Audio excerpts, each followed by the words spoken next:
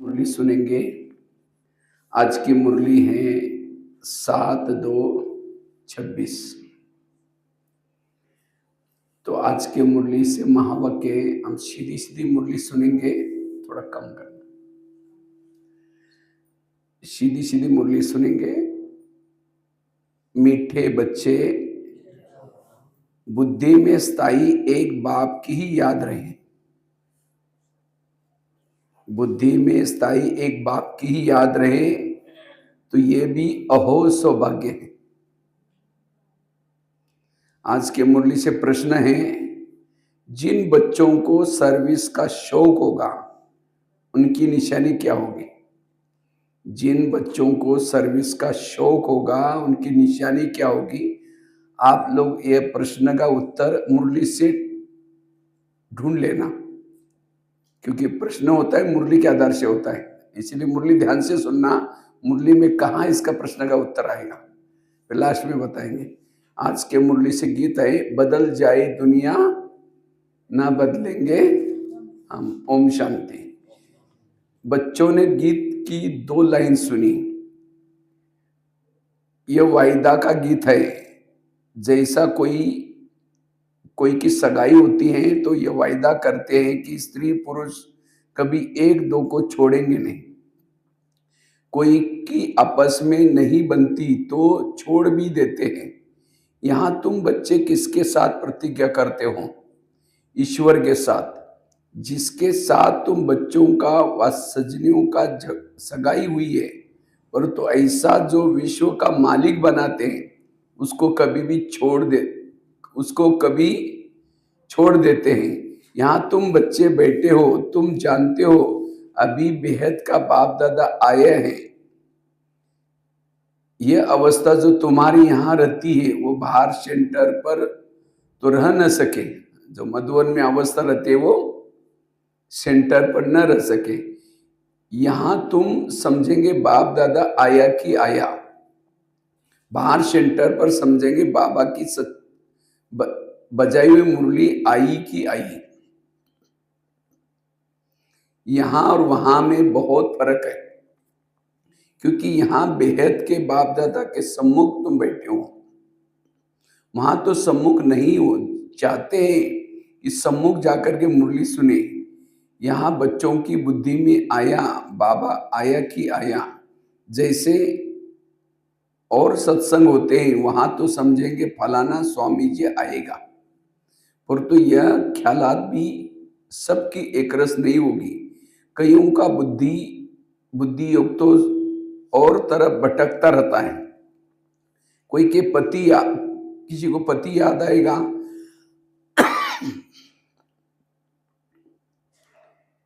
बुद्धि योग एक गुरु के साथ भी टिकता नहीं। कोई विरला होगा जो स्वामी के याद में बैठेगा। यहाँ भी ऐसे हैं, ऐसे नहीं, सब शिव बाबा की याद में रहते हैं। बुद्धि कहाँ ना कहाँ दौड़ती रहती है। मित्र संबंधी आदि आदि याद आएंगे। सारा समय एक ही शिव बाबा की याद रहे फिर तो अहो सौभाग्य। स्थायी याद में कोई विरला रहते हैं। यहाँ बाप के सम्मुख रहने से तो बहुत खुशी होनी चाहिए। अतीन्द्रिय सुख गोप गोपिका के वल्लभ के गोप गोपिका को पूछो। यहाँ का गाया हुआ है। यहाँ तुम बाप की याद में बैठे हो। जानते हो अभी हम ईश्वर की गोद में हैं, फिर दैवी गोद में होंगे। भले कोई की बुद्धि में सर्विस के ख्यालात चलते हैं, इस चित्र में ये करेक्शन करे, ये लिखे, परंतु अच्छे बच्चे जो होंगे वो समझेंगे अभी तो बाप से सुनना है, कोई और संकल्प आने नहीं देंगे। जब मधुवन में बैठे हैं तो कईयों बाबा कहते हैं कि कईयों को क्या होता है सर्विस का भी ख्याल आता है, लेकिन वो नहीं, जो अच्छे होंगे उनको बाबा याद आएगा। बाप ज्ञान रत्नों से झोली भरने आए हैं तो बाप से बुद्धि का योग लगाना है। नंबरवार धारणा करने वाले तो होते ही ना। कोई अच्छी रीति सुन करके धारण करते हैं, कोई कम धारण करते हैं। बुद्धि योग और तरफ दौड़ता रहेगा तो धारणा नहीं होगी। कच्चे कच्चे पड़ जाएंगे। एक दो बारी मुरली सुनी, धारणा हुई तो फिर वह आदत पक्की होती जाएगी। फिर कितना भी सुनता रहेगा, धारणा नहीं होगी। किसको सुना नहीं सकेंगे। जिसको धारणा होगी उनको फिर सर्विस का शौक होगा। ध्यान से सुनना, जिनको धारणा होगी उनको फिर सर्विस का शौक होगा। उछलता रहेगा, सोचेगा कि जा करके धन दान करूं, क्योंकि यह धन एक बार बाप के सिवाय तो और कोई के पास है ही नहीं। धन मतलब ज्ञान धन। बाप यह भी जानते हैं सबको धारणा ही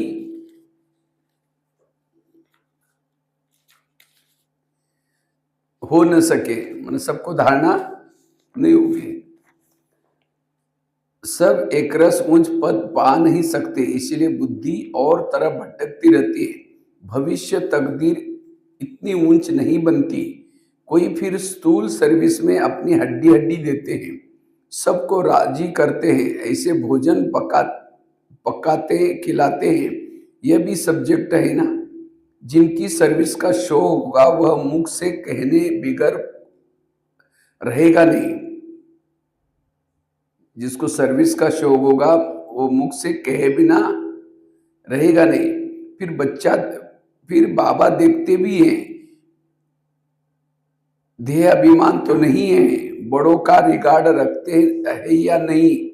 बड़े महारथियों का रिगार्ड तो रखना होता है ना। हाँ, कोई छोटे भी होशियार हो जाते हैं तो हो सकता है बड़े को उनका रिगार्ड रखना पड़े,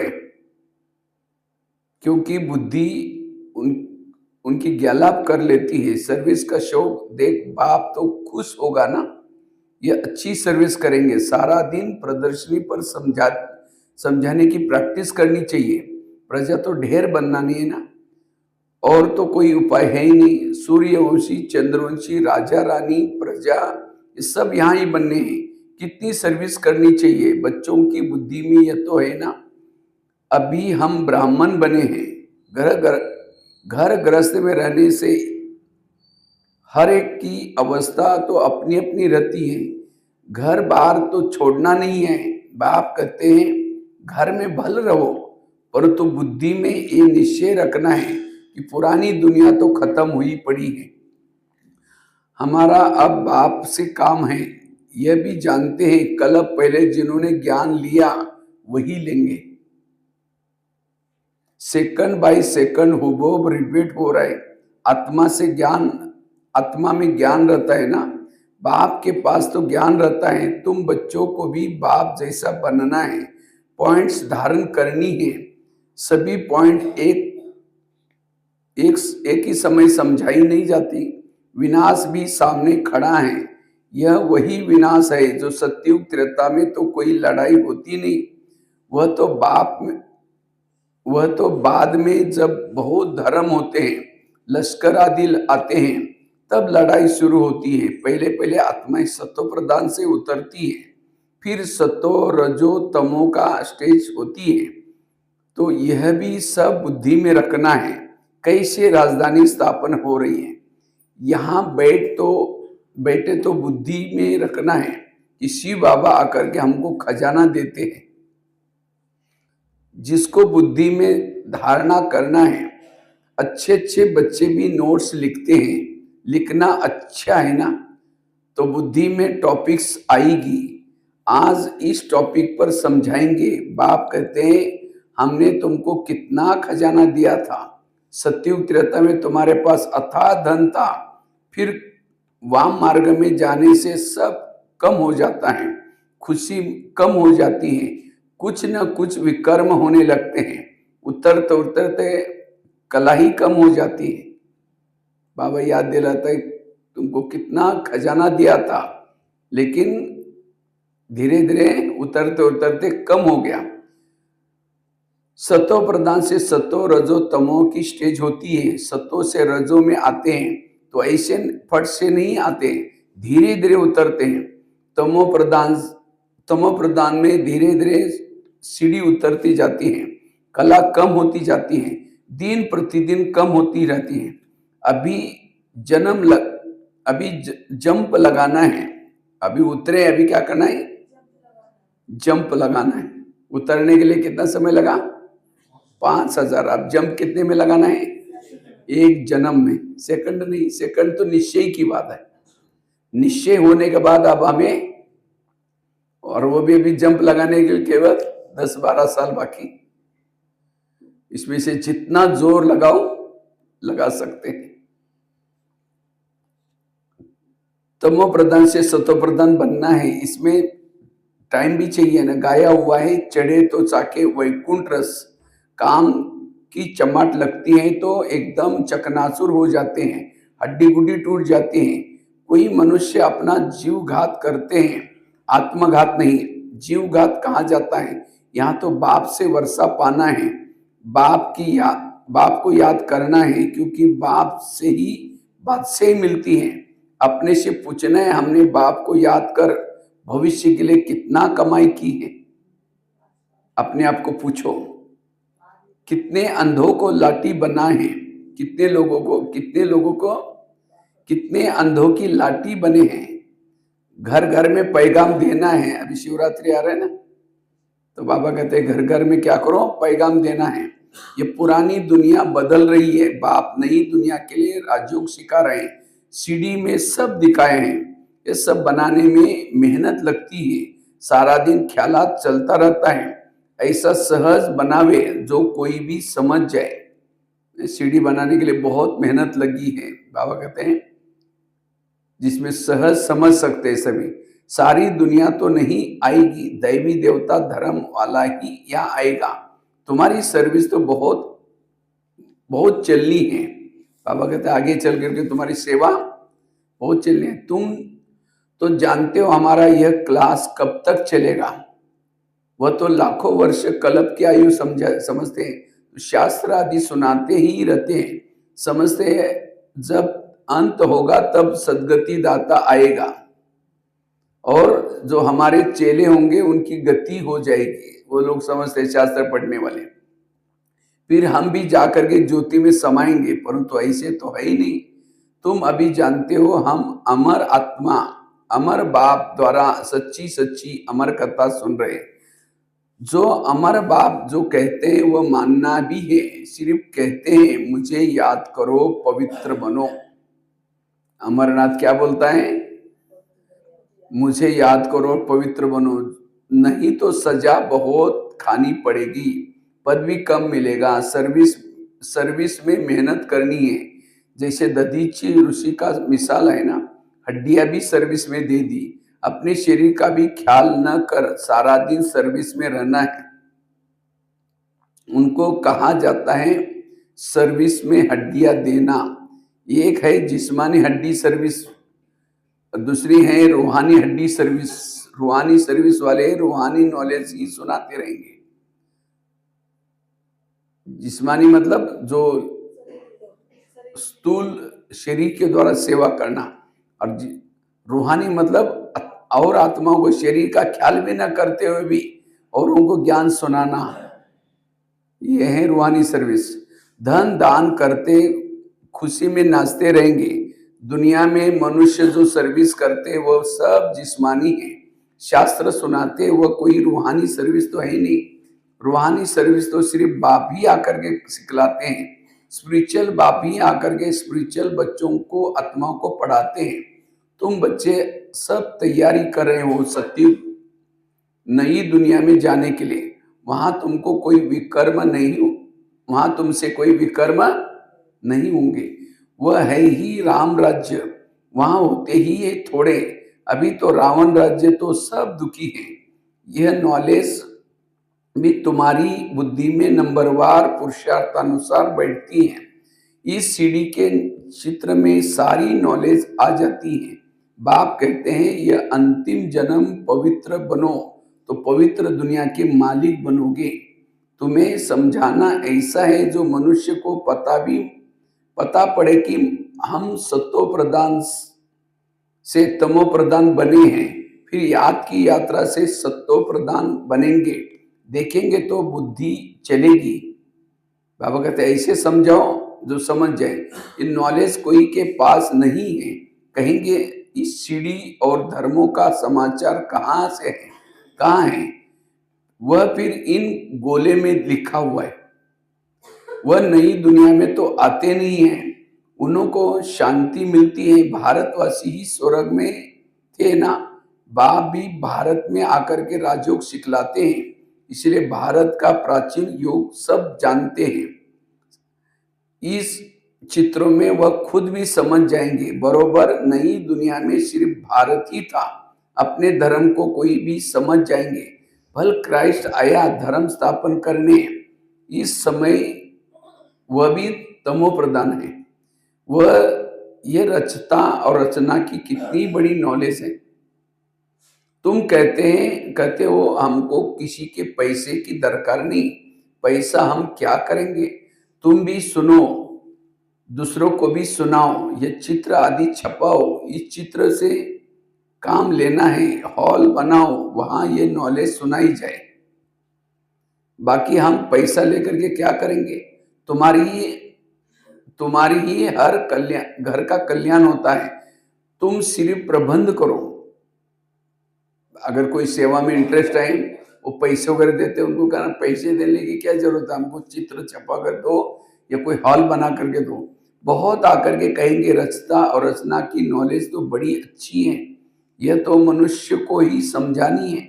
विलायत वाले ये नॉलेज सुन करके बहुत पसंद करेंगे, बहुत खुश होंगे, समझेंगे हम भी बाप के साथ योग लगाएं तो विकर्म विनाश होंगे। सबको बाप का परिचय देना है, समझ जाएंगे। ये नॉलेज तो गॉड के सिवाय कोई दे ना सके। हाँ, ये बाबा की जब मुरली चली थी उस समय तो विदेश में कुछ था ही नहीं, लेकिन देखो बाबा ने पहले से, आज देखो कितना 140 देशों में बाबा का नॉलेज पसंद कर रहे हैं। सबको बाप का परिचय देना है, समझ जाएंगे। नॉलेज तो गॉड के सिवाय कोई दे ना सके। कहते खुदा ने बहिष्ठ स्थापन किया, परंतु वह कैसे आते वह किसको पता नहीं। तुम्हारी बातें सुन करके खुश होंगे, फिर पुरुषार्थ कर योग सीखेंगे। तमो प्रधान से सतो प्रधान बनने के लिए पुरुषार्थ करेंगे। सर्विस के लिए तो बहुत ख्याल करने चाहिए। भारत में हुनर दिखाएं, तब फिर बाबा बाहर में भी भेजेंगे। यह मिशन जाएगी, अभी तो टाइम पड़ा है। नई दुनिया बनने में कोई देरी थोड़ी लगती है, कोई कहाँ भी अर्थों की अधिक होती है तो 2-3 वर्ष एकदम नए मकान आदि बना देते हैं।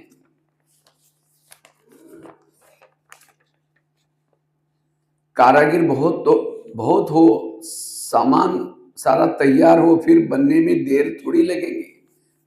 इसमें गुजरात में उससे पहले ही मैं कितना 1 महीना पहले गया था, अर्थुकेक से पहले, और फिर बाद में अर्थुकेक में दादी ने हमको भेजा था। उसके बाद फिर एक साल के बाद गया तो वो सारा बदल ही गया पूरा। जो गुजरात में एक बचाव करके शहर है, वहां कोई भी बचे नहीं थे, उसका नाम बचाव था। लेकिन जब भूकंप हुआ उसके बाद कोई बचे ही नहीं, और वहां फिर इतना बढ़िया मकान बना दिया उन्होंने। तो बाबा कहते हैं ये बनाने में थोड़ी, कईयों को लगता नहीं ये दुनिया खत्म होगी, फिर बनने में कितना देर ही। बाबा कहते हैं ये फटाफट बन जाएगा। विलायत में मकान कैसे बनते, मिनट मोटर, तो स्वर्ग में कितना जल्दी बनते होंगे। सोना चांदी आदि बहुत तुमको मिल जाता है।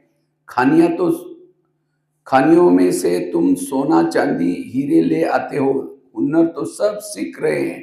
साइंस का कितना घमंड चल रहा है, ये साइंस फिर वहां काम आएगी। यहाँ सीखने वाले फिर दूसरों को दूसरा जन्म वहां ले, यह काम में लेंगे। यह समय तो सारी दुनिया नई हो जाती है, रावण राज्य खत्म हो जाता है, 5 तत्व भी कायदे माफिक सर्विस में रहते हैं, स्वर्ग बन जाता है। वहां कोई ऐसा उपद्रव होता नहीं। रावण राज्य है ही नहीं, सब सतो प्रधान है। सबसे अच्छी बात है कि तुम बच्चों का बाप से बहुत लव होना चाहिए। बाप खजाना देते हैं, उनको धारण कर दूसरों को भी दान देना है। जितना दान देंगे उतना इकट्ठा होता जाएगा। सर्विस ही नहीं करेंगे तो धारणा कैसी होगी? सर्विस में बुद्धि चलनी चाहिए। सर्विस तो बहुत ढेर हो सकती है। दिन प्रतिदिन उन्नति को पाना है, अपनी भी उन्नति करनी है। अच्छा, मीठे मीठे सिखिलते बच्चों प्रति माता पिता बाप दादा का याद प्यार और गुड मॉर्निंग। रूहानी बाप की रूहानी बच्चों को नमस्ते। हम रूहानी बच्चों की रूहानी बाप दादा को याद प्यार, गुड मॉर्निंग और नमस्ते नमस्ते नमस्ते।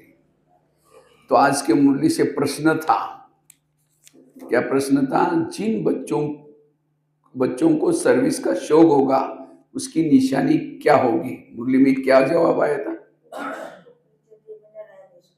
और देखो बाबा की मुरली से वह उत्तर, वह मुख से ज्ञान सुनाने बिगाड़ रह नहीं सकते। वह रूहानी सेवा में अपनी हड्डी हड्डी सुहा कर देंगे। उन्हें रूहानी नॉलेज सुनाने में बहुत खुशी होगी, खुशी में नाचते रहेंगे। वह अपने से बड़ों का बहुत रिगार्ड रखेंगे, वह सीखते रहेंगे। आज के मुरली से धारणा के लिए सार है, सदा रूहानी सर्विस में तत्पर रहना है। ज्ञान धन दान करके खुशी में नाचना है। खुद धारण कर औरों को धारणा करानी है। दूसरा है, बाप जो ज्ञान का खजाना देते हैं उनसे अपनी झोली भरनी है। नोट्स लेने हैं, फिर टॉपिक्स पर समझाना है। ज्ञान धन का दान करने के लिए उछलते रहना है। उछलते सभी, ये ठंडी लग रहा है अभी, उछल कम आ गई। तो आज के मुरली से वरदान है, सत्यता की महानता द्वारा सदा खुशी के झूले में झूलने वाले अथॉरिटी स्वरूप भव। सत्यता की महानता द्वारा सदा खुशी के झूले में झूलने वाले अथॉरिटी स्वरूप भव। सत्यता की अथॉरिटी स्वरूप बच्चों का गायन है, सच तो बिठो नच। सच की नाव हिलेगी लेकिन डूब नहीं सकती। बाप आपको भी कोई कितना भी हिलाने की कोशिश करे, लेकिन आप सत्यता की महानता से और ही खुशी में झूलते रहेंगे। वह आपको नहीं हिलाते, लेकिन झूले को ही हिलाते हैं। यह हिलना नहीं लेकिन झूलना है। इसलिए आप उन्हें धन्यवाद दो कि आप झूलाओ, हम बाप के साथ झूले हैं। आज के मुरली से स्लोगन है, सर्व शक्तियों की लाइट सदा साथ रहे तो माया समीप नहीं आ सकती। सर्व शक्तियों की लाइट सदा साथ रहे तो माया समीप आ नहीं सकती। अव्यक्त इशारा है, एकता और विश्वास की विशेषता द्वारा सफलता संपन्न बनो। एकता, स्वच्छता, महीनता, मधुरता और मन वाणी कर्म में महानता, इन 5 बातों में एक एक के हर कदम में नजर आए तो बाप की प्रत्यक्षता सहज हो जाएगी।